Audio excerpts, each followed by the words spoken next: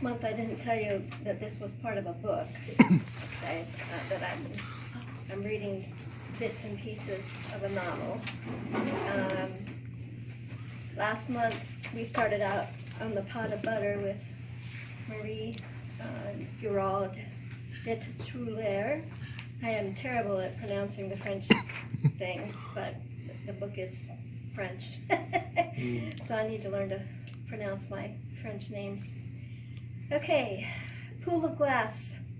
Wading gingerly into the cool spring pond, Anne descended into the glistening waters until the water reached her bosom and submerged momentarily. Rising refreshed, she swam towards the man calling her name. She could not believe her good fortune and followed Mathurin to take her in his arms and slowly caress her neck with his tender lips. The sun pelted down as he continued to whisper her name. Anne, Anne, he called out gently. Anne tingled, and as he turned his chin to face him, she radiated warmth and scorn with delight. But just when she heeded for his tender kiss, his voice reached out and woke her. Mademoiselle, Anne, Mademoiselle Giraud, do wake up. I fret you've gotten too much sun, implored Mathurin Gautier, lifting his hand and gently patting her palm to wake her. Here, allow me to help you to your feet. Do you think you can stand?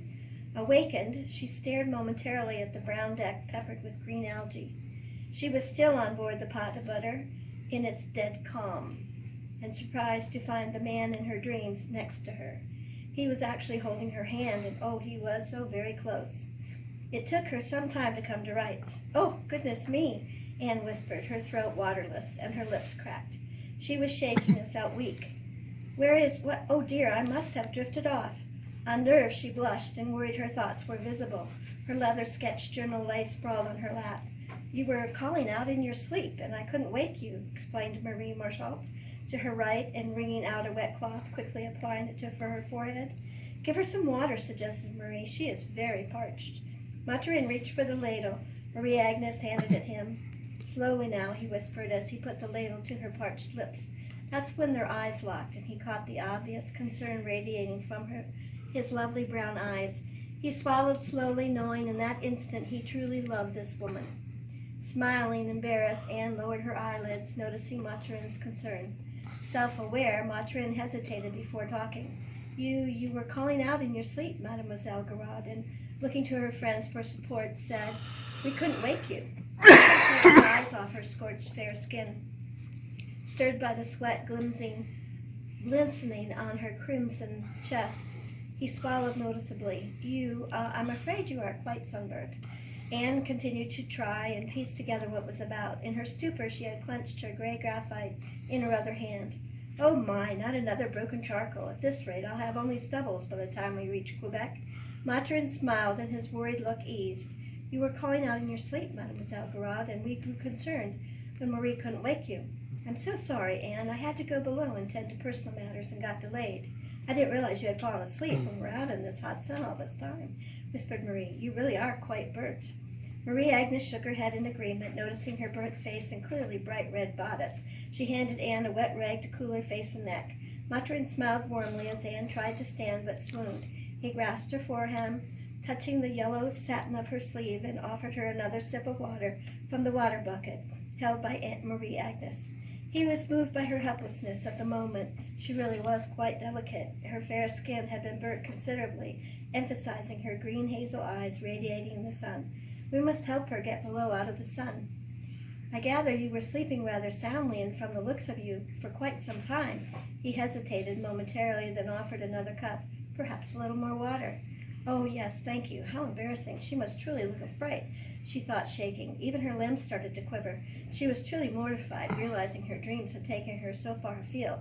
She looked at Marie Agnes, and Mathurin with unquestioning confusion, wondering if they could read her thoughts. Had she talked in her sleep, she wondered?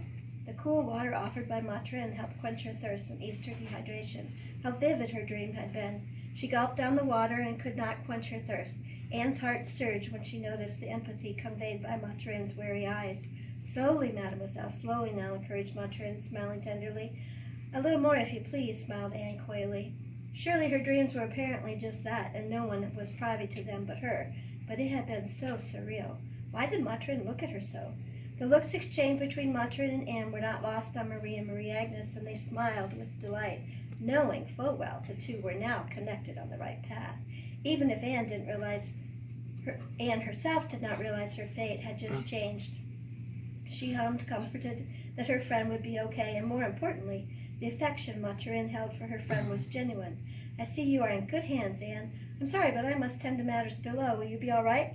A truly silly question, of course, only asked out of common courtesy.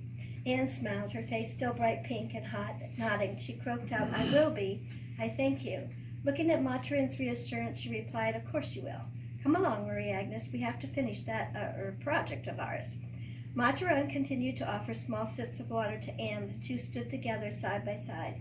Then Matrin asked after a long silence, so, do you swim? Unnerved, Anne was speechless. What? I just asked if you knew how to swim, teased Matrin. Oh, heavens, he knows. How could he know? No, I mean, why do you ask?